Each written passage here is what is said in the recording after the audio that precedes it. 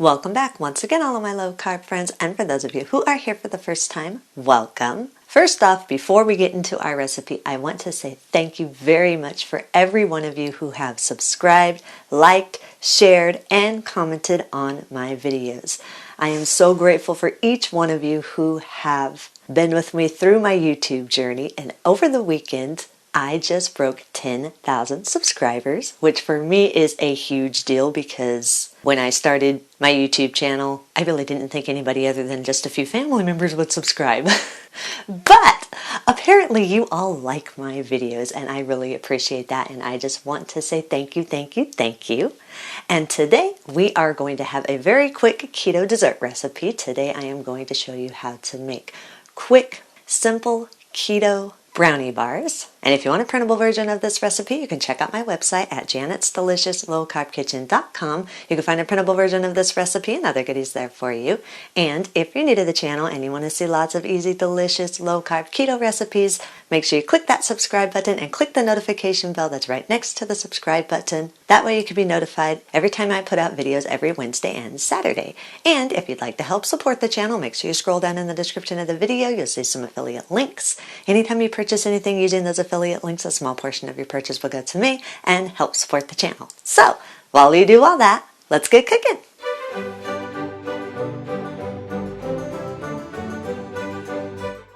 Preheat your oven to 350 degrees.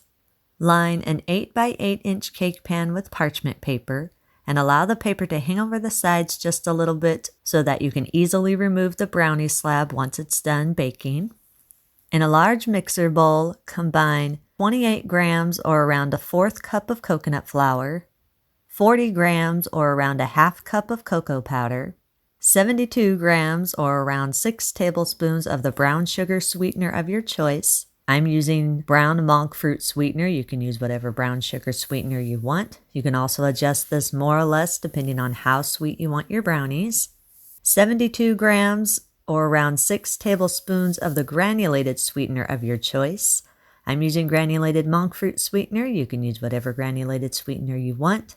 Again, you can also adjust this more or less depending on how sweet you want your brownies. 1 gram or around a fourth teaspoon of salt, and 10 grams or around 2 teaspoons of baking powder. Sift or whisk the dry ingredients all together until it's fully combined and there are no lumps in the dry ingredients. Add 3 large room temperature eggs. Make sure they are room temperature so they mix in more smooth. Stir the eggs into the dry ingredients until everything is fully combined and all the dry ingredients have been moistened by the eggs. Add 1/4 cup of butter that's been melted and cooled. Make sure it is cooled. You do not want to put hot butter in. Stir the butter in until everything is fully combined and smooth.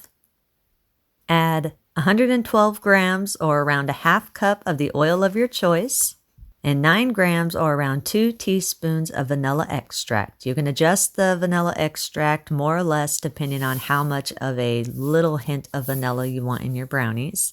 Stir the oil and the vanilla in until everything is fully combined and you have a very thick, wet batter. Scrape down the sides of your bowl and push the batter all to the center of the bowl. Then allow the batter to sit for about 5 minutes just to thicken up a little bit more. After the batter has sat for 5 minutes and thickened up just a tiny bit more, if you want to, you can fold in around 47 grams or about a fourth cup of the keto chocolate chips of your choice. I'm using Lily's caramel chocolate chips. You can use whatever keto chocolate chips you want. You can also adjust more or less depending on how many chocolate chips you want, if you want to use them at all in your brownies. Just be careful not to overdo it, otherwise you'll end up with more of a gooey brownie, and that can affect the cooking time and the texture of your brownie.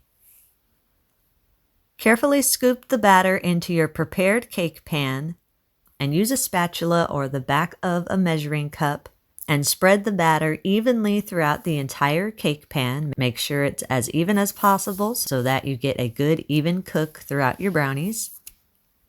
Once your batter is spread evenly throughout the cake pan, place it in your preheated oven and bake at 350 degrees for 20 to 25 minutes or until darkened around the edges and a tester comes out clean.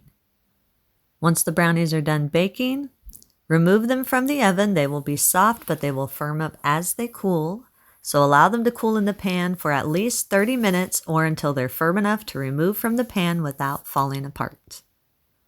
After 30 minutes, grasp the overhanging parchment paper and carefully lift the brownie slab out of the cake pan and place it on a wire rack so it can cool completely. Now make sure when you lift this out, you lift it out carefully. It will still be warm, and gluten-free baked goods are fragile when they are warm, so carefully lift it out and place it on the wire rack.